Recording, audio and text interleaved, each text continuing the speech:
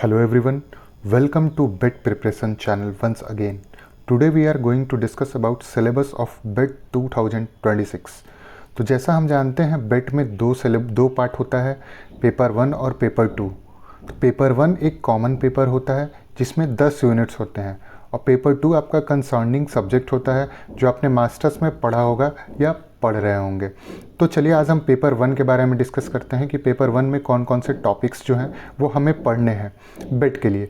तो आप जैसा देख पा रहे हैं यूनिट 1 में टीचिंग एप्टीट्यूड के बारे में पढ़ना है। तो टीचिंग एप्टीट्यूड में हम टीचिंग के कॉन्सेप्ट्स पढ़ेंगे, ऑब्जेक्टिव ऑफ टीचिंग पढ़ेंगे, लर्नर का कैरेक्टर पढ़ेंगे, मेथड्स कैसे होते हैं टीचिंग के, जिसमें कि लेक्चर, डिस्कशन, ट्रेडिशनल मेथड और बहुत सारे मेथड्स होते हैं, वो हम लोग टीचिंग में डिस्कस करेंगे। एड्स कौन कौन से यूज़ करेंगे हम लोग टीचिंग में, इवैल्यूएशन क्या होता है, सिलेबस क्या होता है, कैरिकुलम क्या होता है, बहुत सारी चीज़ें हम लोग डिस्कस करेंगे टीचिंग एप्टीट्यूड में।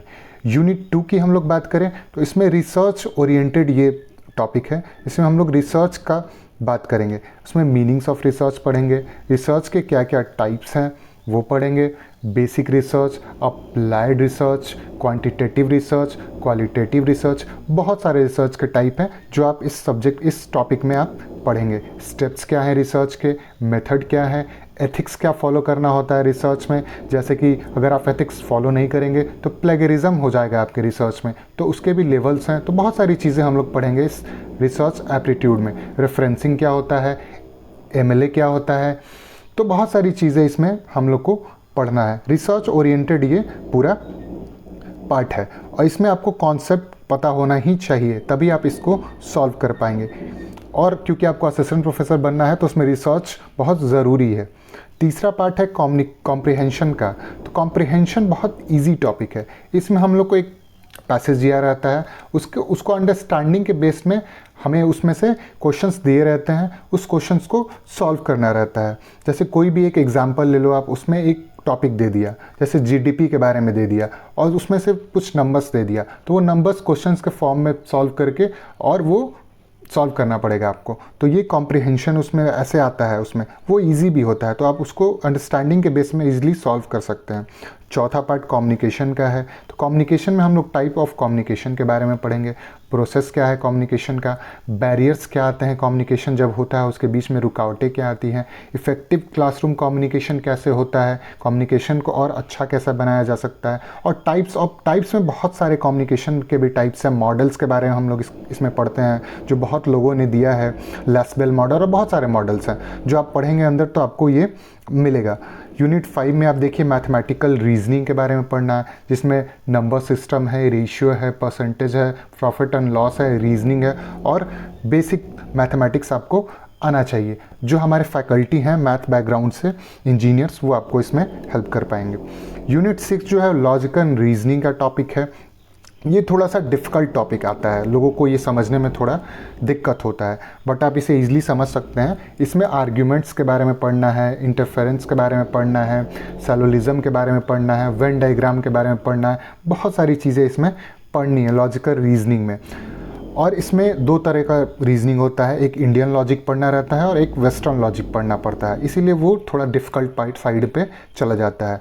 यूनिट 7 की बात हम लोग करें तो उसमें डाटा इंटरप्रिटेशन की बात हो रही है। ये भी मैथ्स बैकग्राउंड वाले जो लोग हैं वो आपको अच्छे से इसमें आपकी हेल्प कर पाएंगे। इसमें टेबल्स के बारे में, ग्राफ के बारे में, चार्ट्स के बारे में, एनालिसिस और कंपैरिजन के बारे में, ये सब चीज़ें इसमें पढ़ाई जाएंगी डाटा इंटरप्रिटेशन में। यूनिट 8 आईसीटी का बात करें तो इसमें कंप्यूटर रिलेटेड क्वेश्चंस आता है। तो ये इंजीनियर से बेस्ट आपको कौन पढ़ा सकता है, जो एनआईटी और आईआईटी के लोग हैं वो आपको इसमें डील कर पाएंगे।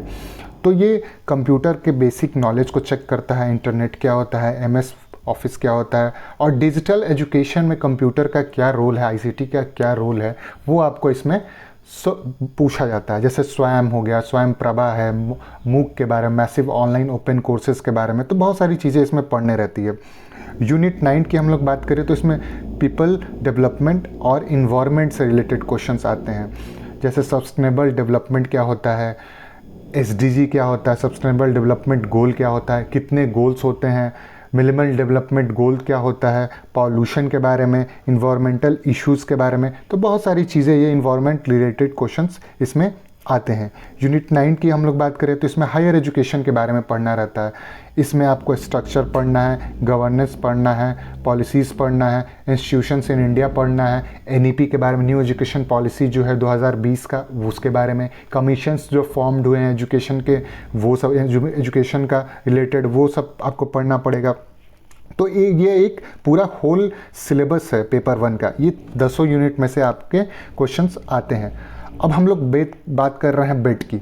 तो बेट में क्या हो सकता है, ये बिहार रिलेटेड स्पेसिफिक क्वेश्चंस भी पूछ सकते हैं आपके सब्जेक्ट से। जैसे जियोग्राफी है तो बिहार की जियोग्राफी की नदियाँ, उसके बाद उसके पठार, बहुत सारी चीज़ें पूछ सकते हैं। हिस्ट्री से हिस्ट्री ऑफ बिहार के बारे में पूछ सकते हैं, Jainism, Buddhism, pre history, Mauryas, Guptas, बहुत सारी चीज़ें। तो वैसे ही अलग अलग टॉपिक्स को डील कर सकते हैं वो पेपर 2 में। तो this is for today, signing off. Thank you so much.